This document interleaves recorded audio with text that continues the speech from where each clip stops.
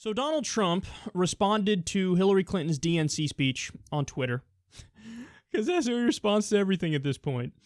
And he actually made 2 points that are unquestionably true.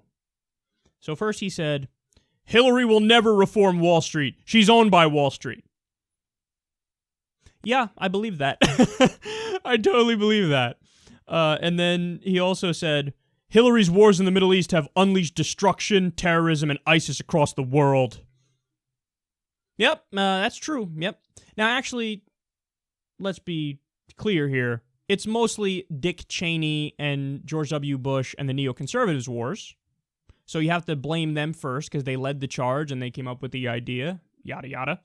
But yeah, Hillary Clinton voted for it. So it's fair to say, in my opinion, yeah, no, it was your decision which toppled Saddam, which left a vacuum in Iraq, which led to the rise of ISIS and the creation of ISIS in its current form where they're tied in with Saddam's Baathists, who have made them very successful because they know how to fight, they know how to gain territory, and they know how to hold territory. Without toppling Saddam, ISIS certainly wouldn't exist in its current form. There's no way. There's no way. So he's right when he says that. And that's the thing about this election, which is fascinating but also very scary, is I get the hunch that in the debates, when it's Trump and Hillary going at it, I will probably be agreeing with many of the criticisms that Donald Trump has of Hillary Clinton. I will. If he makes these criticisms, I have to. But I'll also probably be agreeing with many of the criticisms that Hillary makes against Trump. You know, we covered her speech. There were some parts where she went after Trump, and she was 100% correct. He stiffed his workers. True. He paid many of them less than minimum wage. True. He's got 3,500 lawsuits right now. True. You know, the list goes on. He outsources jobs. His ties are made in China. True. So this is going to be a dogfight of an election, man. Now, Trump took the lead after his convention bump. After this convention, do I think there will be a bump for Hillary? Yes, I do. So it'll probably even out, or she'll take a 2 or 3 point lead.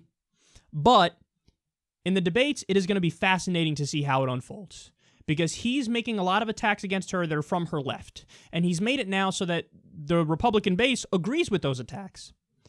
They have no issue with hypocrisy and contradiction and flip-flopping. They just say, I don't care if I do it. This is what I think now, and that's it. So they don't care that back in the Bush days, it would have been fucking blasphemy to say, what? Are you blaming Bush for the rise of terrorism? How dare you? He's the crusader against terrorism. No, now that Trump is like, those wars were the problem, people are like, yep, those wars are the problem. Look at fucking Ann Coulter.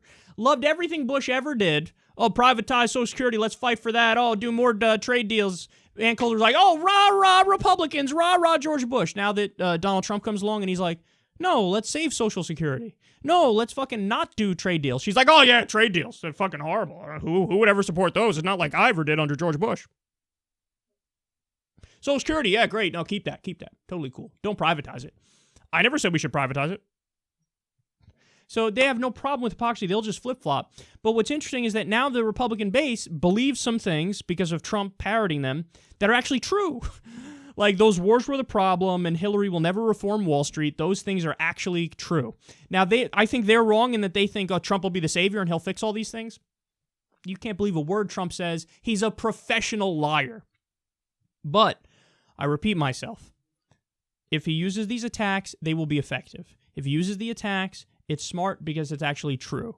And it's also gross for me to watch some people on the left who all of a sudden they start counter-arguing this because Trump said it.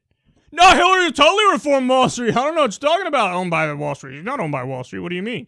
I mean, Hillary's wars in the Middle East. Did you just praise Saddam? I think you praised Saddam. You know what I think that means? I think it means you like dictators. End of conversation, end of analysis. Even though he's making a point that liberals have made throughout all the Bush years and even into the Obama years. Liberals said, yeah, Saddam sucks, but he should have stayed in power because what replaced him is worse. Now, if you say that, they boil it down to, you just praise a dictator. So it's so disingenuous, and we've got a weird realignment happening here. But yes, Trump's attacks on Hillary on Twitter, some of them, after the speech, because this isn't all of them, but some of them were spot on.